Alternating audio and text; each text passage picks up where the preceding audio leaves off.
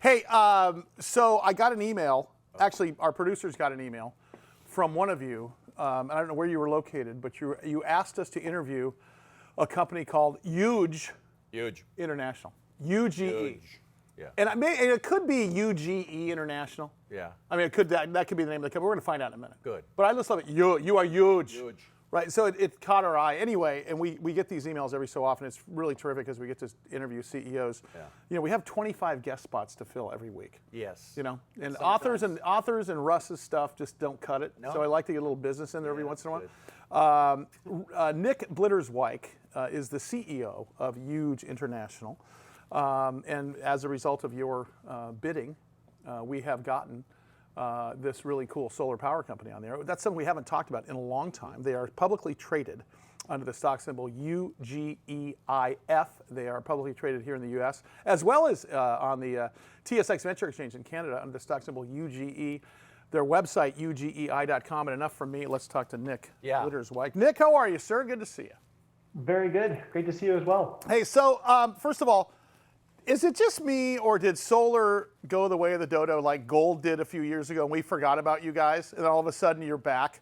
Because honestly, solar was so front and center like 3 years ago, and it sort of seems like we didn't hear from your industry for a while, and now it's front and center again. Is that accurate, or is that just a perception that I'm completely wrong about? I think it's a very common perception. Yeah, I think that you said 3 years, even a decade. I think the public markets to a degree forgot about us, but in the meantime, the sector was growing like hotcakes. And so over the last, call it a year or so, a lot of people have caught on to all the good things that are going on in the sector. And talk about, give us an update, because the last time we interviewed somebody in the solar sector, we heard that Germany was leading the league in solar power. Sure. U.S. was a distant like fourth or something like that. What's the state of the union right now in your industry?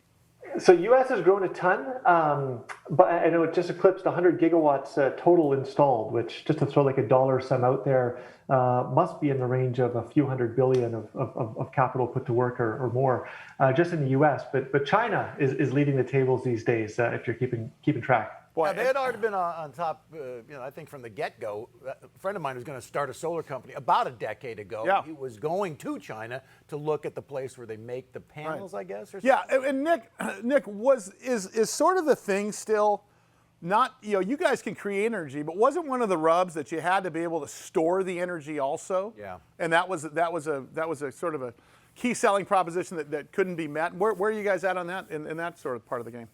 Yeah, there's two aspects to that. So one is on the solar side, it's just gotten so cheap. It doesn't need to provide all of your energy, but the energy during the middle of the day, solar is just simply the cheapest source of energy in more and more places now.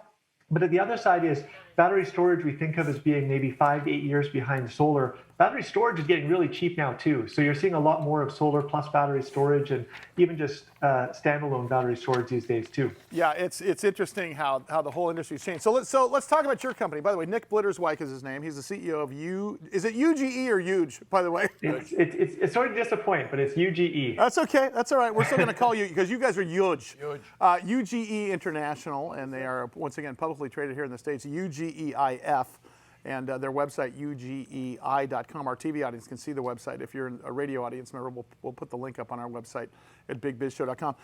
Nick, tell us about what you guys do. I understand you design, build, finance solar energy projects. Is this residential? Is this commercial? Is this everything?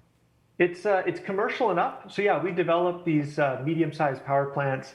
Like you said, we go through the whole start to finish of designing, developing, building those projects out, financing them, and then creating the recurring revenue that these projects generate over time. So we don't do residential. We don't do the very large utility scale. So in terms of megawatts, about 1 to 5 megawatts per site, which these days is called $2 to $10 million of project value per project.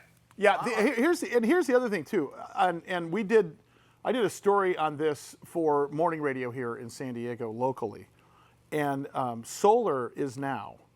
It's so funny because I was driving by the nuclear power plant in San Onofre yesterday and realized old Dolly Parton building. Exactly. That was like the most popular clean energy back in the early 80s, yeah. Right? And now they're decommissioning it.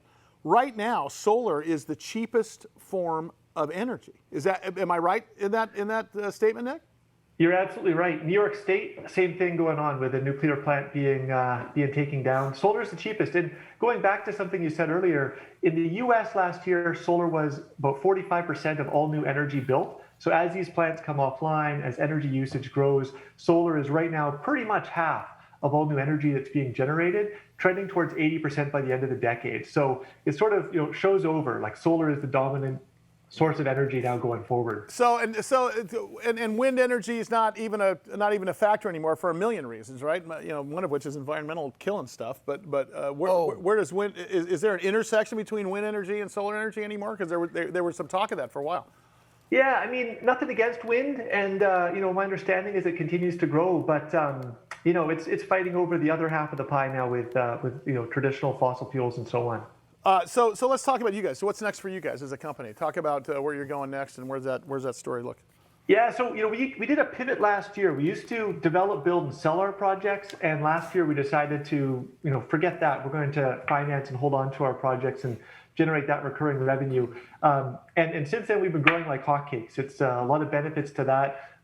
It's a lot better for our clients that we work with on a repeat basis, for us to be taking care of the whole soup to nuts, if you will. So, beginning of last year, our backlog was about 17 megawatts of projects that we were in the process of turning on.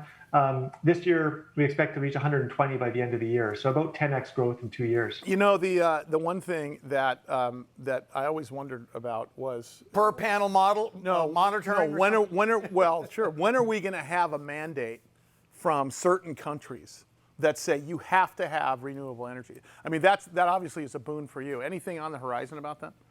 Well, you have it on a micro level. Like New York City is our headquarters, and in this local market, commercial buildings, new ones that are being built, also if you do a certain level of renovations on it, you need to put solar on the rooftop now with pretty rare exceptions. So you're starting to see that bit by bit. I know California has some level of mandates as well. I think this decade, though, is really the decade that we see solar and renewable energy more generally, for that matter, really becoming the main source of energy, like those numbers I rattled off earlier. So You'll see more and more of that for sure. So in the by the way, his name is Nick Blitterswyk. He's the CEO of UGE International, or we like to call it Huge. They are publicly traded here in the States under the stock symbol UGEIF, and up in the TSX Venture Exchange, UGE. And of course, they're ugei.com. Nick, we hope you come back with us because we don't have a solar expert, and now you have volunteered unwittingly to be our solar expert. Put a little sunshine on it.